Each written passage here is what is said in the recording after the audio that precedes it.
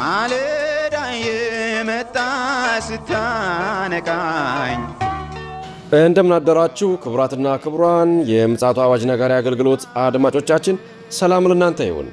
የማለዳ ቁርሳችንን አሁን ጀምረናል። አዘጋጅ እና አቅራቢ ፓስተር አለማየሁ ነሞ። መልካም ጊዜ ሆነላችሁ። ከሕይወት ምንጭ ውሃ ስታረካኝ ሰላም ጤና ይስጥልን። እንደምን አደራችሁ። ይህ በምፅዓቱ አዋጅ ነጋሪ አገልግሎት እየተዘጋጀ የሚቀርብ የማለዳ ቁርስ ፕሮግራማችን ነው። ወደ ዛሬው የማለዳ ቁርስ ፕሮግራማችን ከመሄዳችን በፊት እስቲ እግዚአብሔር አምላካችንን እናመስግንና ወደ ዛሬው የማለዳ ቁርስ እናልፋለን። የዘላለም አምላክ እግዚአብሔር ሆይ ስለዚህ ማለዳ እናመሰግንሃለን፣ ከፍ እናደርግሃለን፣ ክብርን እንሰጥሃለን። ይህንን ማለዳ ስለሰጠን ክብር ምስጋና ለታላቁ ስም ይሁን። እነሆ ደግሞ በዚህ ማለዳ አዲስን ነገር በሕይወታችን እንድታደርግ በኢየሱስ ክርስቶስ ስም እንጠይቃለን። ይህንን ቃልህን ባርክልን። ሁሉ ለስም ክብር ይሁን በኢየሱስ ስም አሜን።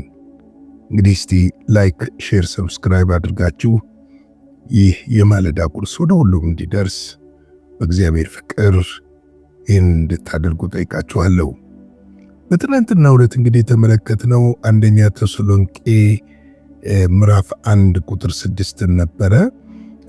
ዳግም እናንተ ቃሉን በብዙ መከራ ከመንፈስ ቅዱስ ደስታ ጋር ተቀበላችሁ፣ እኛና ጌታን የምትመስሉ ሆናችሁ ብሎ ጳውሎስ ቃሉን የተቀበሉበትን መንፈስና በእነሱ ውስጥ የነበረውን ደስታ፣ መከራቸውን ከቃሉ የተነሳ እንዴት እንደረሱት፣ ደግሞ እነሱን እንዴት ይመስሉ እንደነበረ፣ ክርስቶስን ይመስሉ እንደነበረ፣ ሕይወታቸው ምስክርነት ያለው እንደነበረ ለመመልከት ሞክረናል። እንግዲህ በዚች አጭር ደቂቃ ውስጥ ነው ይህንን ለመመልከት የሞከርነው በትናንትናው ዕለት። በዛሬው ዕለት ደግሞ ቁጥር 7ን እንመለከታለን። እንደዚህ ይላል፣ ስለዚህም በመቄዶንያ በአኬያ ላሉት ምዕመናን ሁሉ ምሳሌ ሆናችኋል ላቸው ይላል። እንግዲህ አንዱ የክርስትና ትልቁ መርህ ከጌታ የተማርነውን ከጌታ የተቀበልነውን ወንጌል ምሳሌ ሆነን ለሌሎች ማስተላለፍ ነው። ምሳሌ መሆን ጥሩ ነው። ዓለም ላይ ብዙ ሰዎች በመልካም ምሳሌ የሚጠሩ እንዳሉ ሁሉ መጥፎ ምሳሌዎችም አሉ። ነገር ግን እኔና እናንተ ዳግም በክርስቶስ ኢየሱስ የተወለድን የእግዚአብሔር ልጆች በፍጹም በመጥፎ ምሳሌ ልንጠቀስና ልንጠራ አይገባም። ምክንያቱም ያ ወንጌላችን ላልዳኑት በጨለማ ላሉትና ይህንን ብርሃን ማየት ለሚፈልጉ ለሚጓጉ፣ የመዳንን መንገድ በተለያየ እምነት ለሚፈልጉ ሰዎች የመዳን ምክንያት እንድንሆን ስለሚያስፈልግ በመጥፎ ምሳሌ ልንገለጥ አይገባም። ዛሬ ቤተ ክርስቲያን ከታነቀችበት አንዱ ጉዳይ ምሳሌነትን ማጣት ነው። አንዳንድ ጊዜ እኔም ሰዎች ገጥሙኛል። ወንጌል ስንነግራቸው እንዲህ ይላሉ፣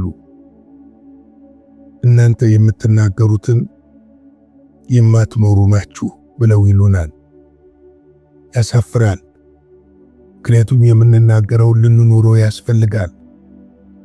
ቢቀርብን የዚህ ዓለም ኮተት ነው፣ የዚህ ዓለም ቆሻሻ ነው የሚቀርብን።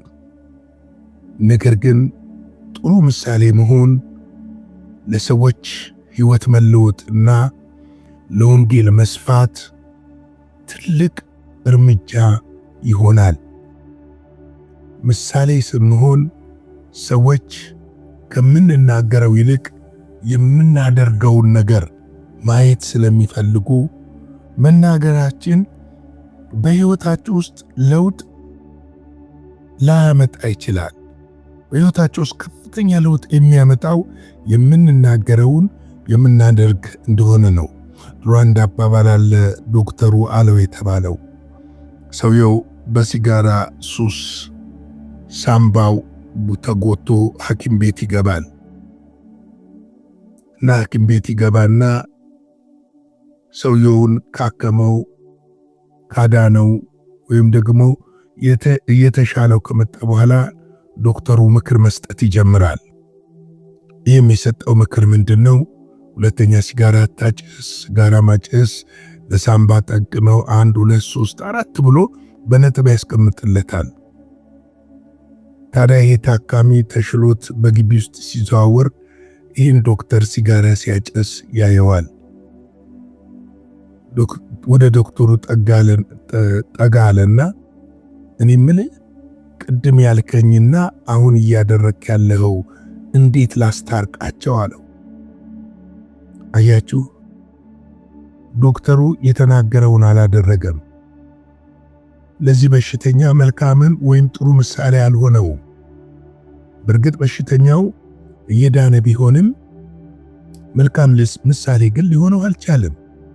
እኛም ብዙ ጊዜ ስለ ክርስቶስ ኢየሱስ አዳኝነት፣ ስለ ክርስቶስ ኢየሱስ ፍቅር፣ ስለ ኢየሱስ ክርስቶስ ምሕረት፣ ስለ ኢየሱስ ክርስቶስ ርኅራኄ ተናግረን ግን እኛ ያንን ፍቅር፣ ያንን ምሕረት፣ ያንን ይቅርባይነት፣ ያንን ርኅራኄ የማናሳይ ከሆነ ሰዎች እኛ የምንለውን ክርስቶስ ለመከተል ይከብዳቸዋል።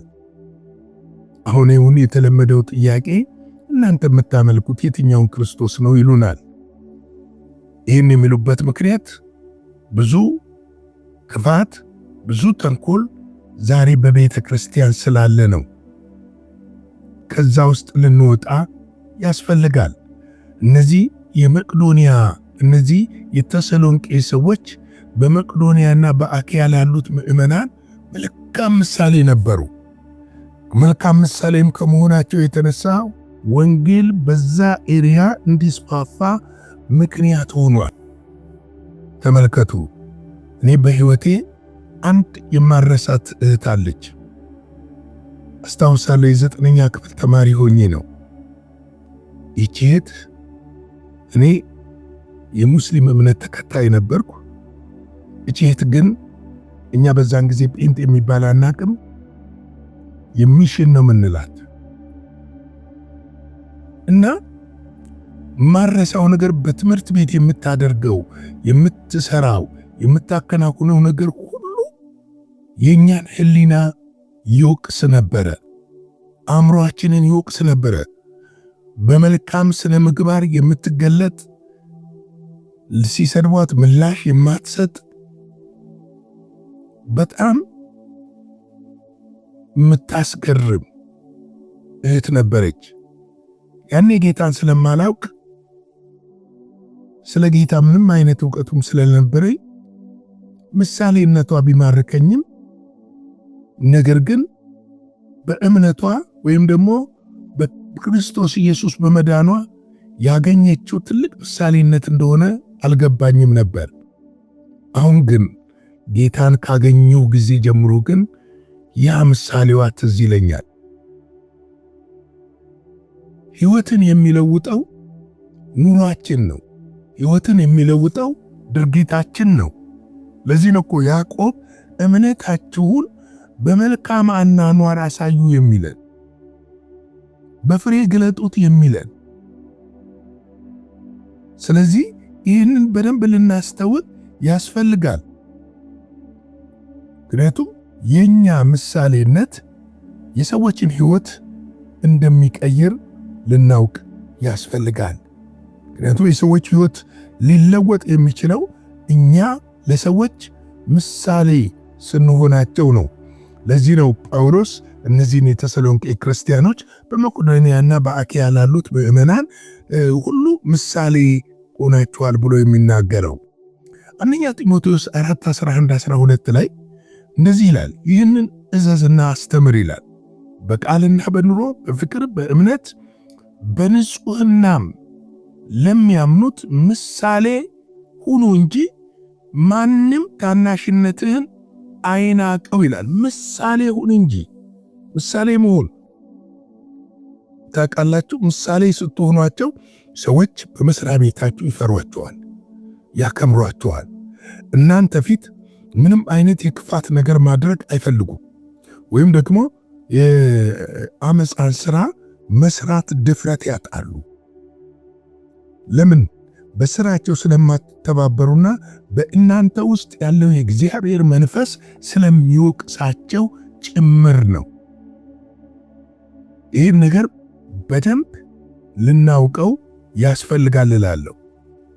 ምክንያቱም ምሳሌ መሆን ስንጀምር ሰዎችን ሕይወታቸው በፍጹም ውስጣቸው መነካት ይጀምራል፣ መቀየር ይጀምራል። ምሳሌ ላንሆን የምንችልበትን ነገር መናገርም ማድረግም ተገቢ አይደለም ብዬ አምናለሁ። እኔን አይደለም ኢየሱስን ተከተል፣ ልክ ነው። ሰዎች መከተል ያለባቸው ኢየሱስን ነው። ግን እኛ የምናመልከው ኢየሱስ ደግሞ በጥቂቱም ቢሆን በእኛ ሕይወት ውስጥ ተገልጦ መታየት አለበት ብዬ አስባለሁ። በቃል ቢሆን፣ በኑሮ ቢሆን፣ በፍቅርም ቢሆን፣ በእምነትም በንጽህናም ለሚያምኑት ምሳሌ ሁን እንጂ ማንም ታናሽነትን አይናቅ ነው ያለው።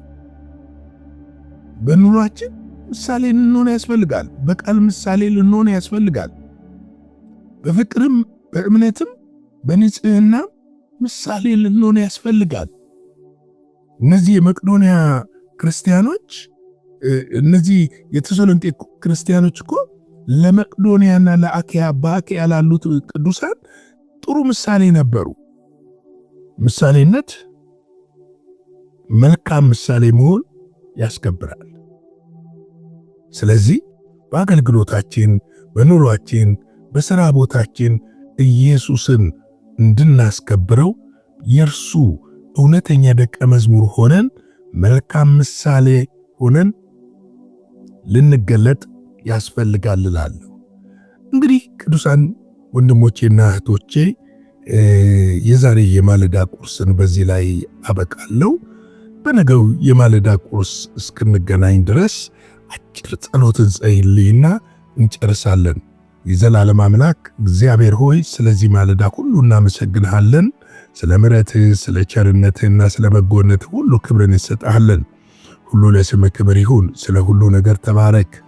እግዚአብሔር ሆይ መልካም ምሳሌ እንድንሆን ጸጋ ይርዳን።